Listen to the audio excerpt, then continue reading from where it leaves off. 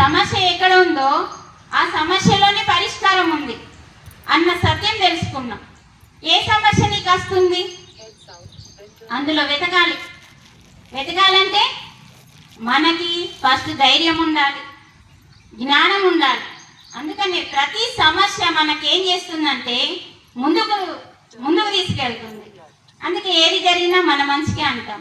ఏంటా మంచి అంటే నీకు వచ్చిన సమస్య నీకు జ్ఞానాన్ని ఇస్తుంది. నువ్వు ఎరుకతో ఉంటే, స్పృహలో ఉంటే ఆ యొక్క సమస్య ఎందుకు వచ్చింది, ఎట్లా తీసుకోవాలి, దానివల్ల మనం ఒక స్ట్రాంగ్గా మారుతాం అన్నట్టు.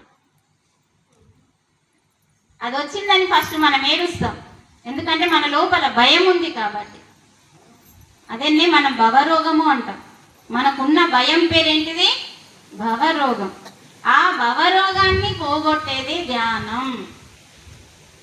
మన లోపల ధైర్యలక్ష్మి లేదు, అష్టలక్ష్మిలు ఉన్నాయి, ధైర్యలక్ష్మి లేదు. ఏ చిన్నది వచ్చినా ముందు ఏడ్చుడు మానేయాలంటే జ్ఞానం ఉండాలి. అది ఉండాలంటే మనం అంతరంగాన్ని శుద్ధి చేసుకోవాలి.